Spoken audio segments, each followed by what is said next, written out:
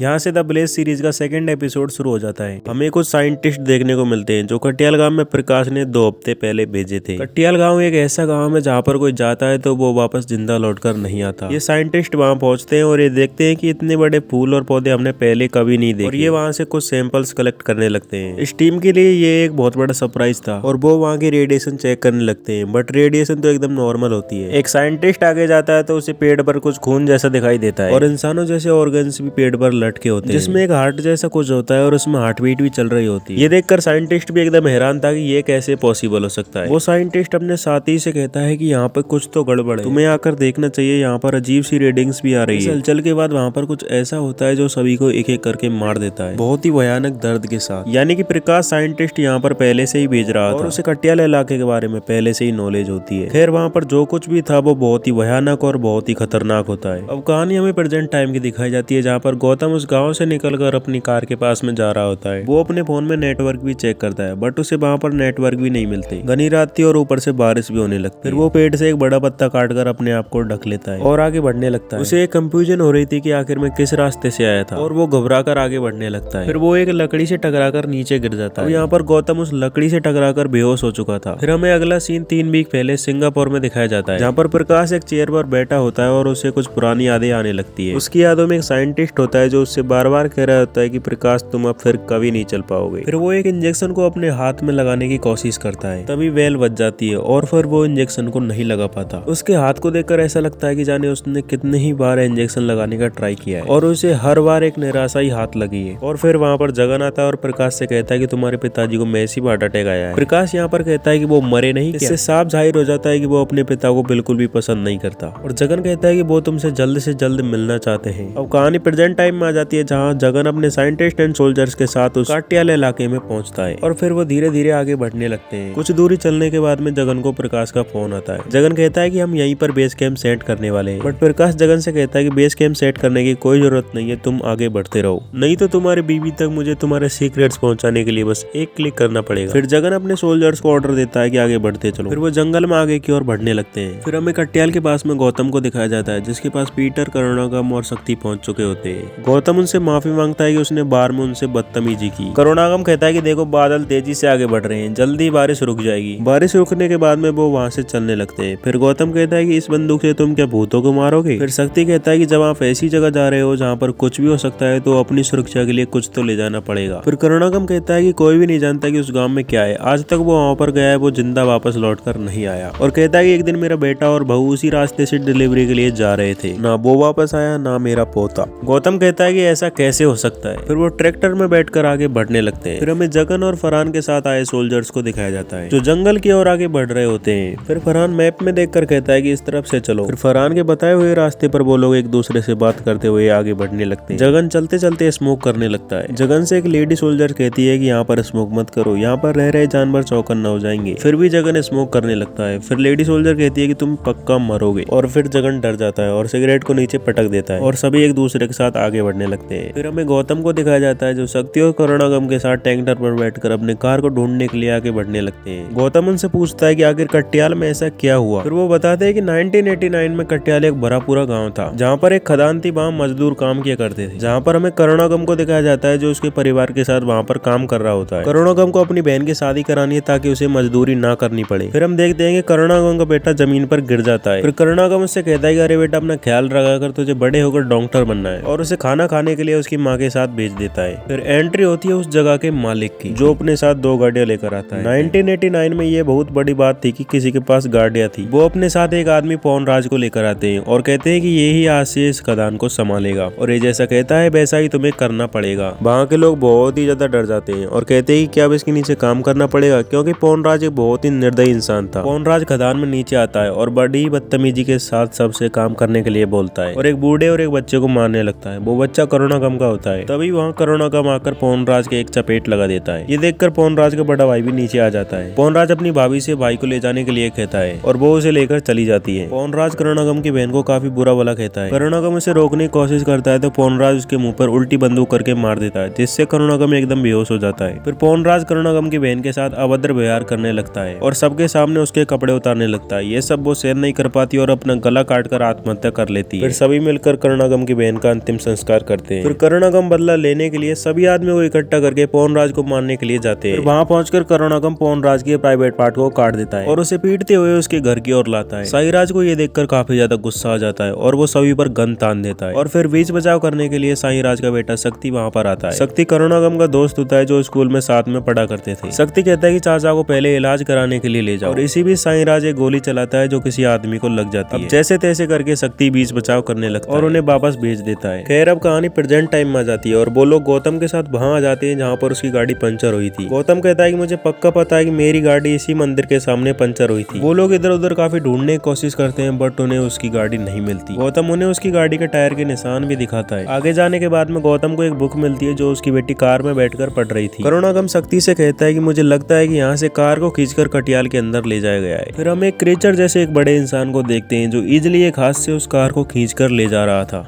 जो कि एक आम इंसान के लिए एकदम नामुमकिन था। और इसी के साथ एपिसोड 2 भी यहीं पर खत्म हो जाता है। आखिर कौन था जो कार को इतनी आसानी से खींचकर ले जा रहा था और क्या गौतम अपनी पत्नी और बेटी से मिल पाएगा? अगर आपको इसका नेक्स्ट पार्ट देखना है तो कमेंट करके चैनल को सब्सक्राइब करें। आई होप आपको ये एपिसोड पसंद आया होगा। तो मिलते हैं नेक्स्ट वीडियो में। Good bye.